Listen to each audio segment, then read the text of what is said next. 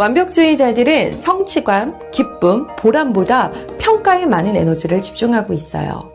그래서 평가의 결과가 안 좋으며 죄책감, 당혹감, 수치심 같은 부정적인 감정을 많이 경험하게 됩니다. 완벽주의는 가장 수준 높은 자기 학대예요. 개인의 성장을 응원하는 아지트 한박사TV의 함쌤입니다. 오늘은 지난번 완벽주의에 대한 영상을 보시고 댓글을 달아주신 구독자님을 위해서 준비한 영상입니다. 희자님 보고 계시죠?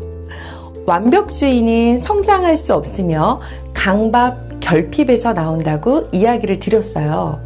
완벽해지려고 나를 더더더더 몰아세우는 것은 낮은 자존감이 이유라고 말씀드렸습니다. 그런데 나만 완벽해지려고 하는 것이 아니라 왜 타인에게까지 요구할까요? 직장 상사가 후배에게, 특히 부모가 자식에게, 아니 나도 완벽하지 않으면서 배우자에게는 달달달 볶아요. 그 이유 자세하게 알아볼게요. 그런 걸 왜 이렇게 적극적이지 못해? 먼저 너는 완벽해 라는 말 들으면 기분 어떠세요? 우쭐해지고 자존감이 올라가는 기분 들죠? 우리 사회에서 완벽하다라는 건 개인이 어떤 이상적인 목표에 도달했고 능력 있는 사람, 성공한 사람으로 받아들여집니다. 그런데 완벽주의는요, 정상적인 완벽주의자와 신경증적인 완벽주의자가 있어요. 정상적인 완벽주의자는요, 노력하는 과정에서 얻는 기쁨의 가치를 중요하게 여깁니다. 그래서 현재를 놓치지 않아요. 놓치지 않을 거예요. 완벽하지 않아도 그 상황을 수용할 수 있는 사람은요, 정상적인 완벽주의자입니다. 그러나 신경증적인 완벽주의자는요, 여간에서 만족하기 어렵고 새로운 일을 하기 전에 불안부터 느낍니다. 그리고 남보다 뛰어나고자 하는 욕구가 있어서 실패에 대한 두려움으로 강박증처럼 집착을 한다라는 거예요. 이런 사람들이 타인에 대한 완벽주의를 요구합니다. 배우자나 자녀에게 높은 기준을 적용하고 다른 사람의 행동을 엄격하게 평가해요. 행동 똑바로 해 이제부터! 그들의 심리적인 특징 3가지가 있습니다. 첫 번째는요, 조건적 수용입니다. 타인에게 인정받으려면 높은 성취를 보여줘야 한다라는 조건, 그 믿음이 강하게 있어요. 이놈의 인정 욕구가 문제예요. 나의 존재 자체로 인정받을 수 있다고 생각해야 되는데 어떤 조건이 만족되어야만 내가 인정받을 수 있다라는 신념이 있습니다. 제 주변에 돌싱 친구가 있거든요. 혼자 아이를 키웁니다. 힘들어요. 그런데 아빠 없는 아이라서 저래 라는 이 꼬리표를 달고 싶지 않아서 더 자식에게 완벽을 요구합니다. 왜요? 타인의 인정과 사랑을 받으려면 내 아이가 똑바로 자라줘야 되거든요. 삐뚤어지면 안 되죠. 품행도 단정해야 되고 공부도 잘해야 되고 리더십도 있어야 하고. 우리는 충분히 존재 자체로 인정받을 수 있어야 해요. 건강한 자아를 가진 사람은 그렇습니다. 아빠도 없이 혼자 아이 키우는데 이 정도면 훌륭하지. 아이가 조금 내성적이긴 해도 이렇게 건강하게 자라준 아이한테 나는 고마워. 즉, 어떠한 조건이 당신의 가치를 인정받는다는 그 프레임에서 벗어나야 돼요.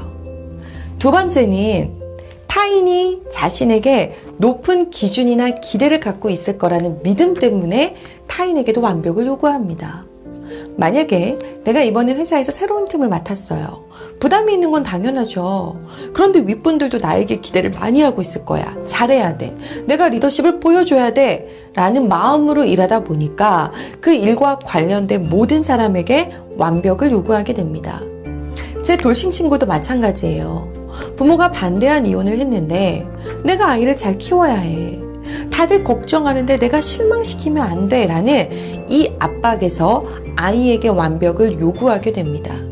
그런데 타인은요, 여러분에게 그렇게 큰 기대 안 합니다. 그렇게 큰 관심이 없어요.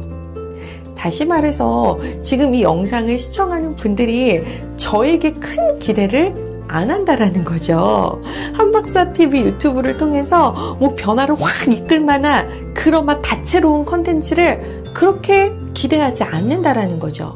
그러니까 저 부담 없이 해도 되겠죠? 세 번째, 비합리적인 신념이 큰 크게 작용하기 때문입니다. 바스코는 완벽주의자들의 특징은 완벽주의가 도달 가능한 것이라고 믿고 있대요. 완벽해야 한다라는 이 비합리적인 신념을 지적했습니다. 예를 들어서 나는 완벽해야 해. 그렇지 않으면 안 좋은 일이 일어날 거야. 내가 실수하면 다시금 기회가 없을 거야. 내가 아이를 잘 키우지 않으면 사람들이 나를 무시할 거야. 이러한 비합리적인 신념의 작용으로 나에게도 그렇고 타인에게도 절대적으로 기준, 그 강하게 요구하는 거죠. 너무 중요한데요. 비합리적인 신념에서 벗어나야 됩니다. 여러분의 비합리적인 신념은 무엇인가요? 나는 뭐뭐 해야만 한다. 나는 무엇이 되어야만 한다.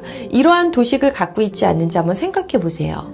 나는 좋은 부모가 되어야만 해. 우리 아이는 인정받아야만 해. 비합리적인 신념을 가진 사람들은요, 타인의 조그만 실수나 실패도 받아들이지를 못해요. 비판의식이 너무 큽니다. 그래서 너는 안 돼. 그래서 너는 그게 문제야. 이렇게 과도한 비판을 하게 됩니다. 결국 대인관계에도 문제가 생깁니다.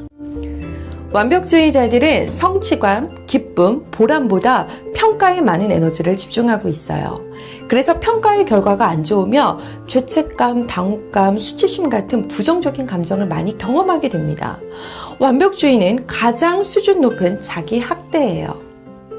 부정적 평가에 대한 두려움 때문에 어떤 일을 하더라도 불안한 마음으로 준비합니다. 그래서 마지막에는 심리치료까지 가게 되는 경우가 많이 있어요. 건강한 완벽주의자는요, 개인의 기준, 스스로가 세운 목표에 대해서만 전진합니다. 다시 말해서 타인의 평가를 크게 신경 쓰지 않는다라는 거예요. 결론적으로 말씀을 드리면 문제가 되는 완벽주의는 이렇습니다. 외부의 기대, 타인의 인정에 의해 동기화되는 사람이 신경증적인 완벽주의자로 가게 됩니다. 건강한 완벽주의자는 개인의 내적 동기에 의해 나의 성취감, 나의 기쁨, 나의 보람을 목적으로 발현돼요. 이제 여러분, 타인에게 인정받고 수용되기 위해서 잘해야 한다라는 어떤 부정적인 신념에서 벗어나 보시길 바랍니다. 지나치게 높은 기준, 그 기준을 충족시켜야 한다라는 비합리적인 그 열망, 이제 굿바이 하시길 바랍니다. 오늘의 이야기가 도움이 되셨다면 좋아요, 구독, 댓글 부탁드립니다. 그럼 우리는 다음 아지트에서 뵙겠습니다. 또 놀러와 주세요.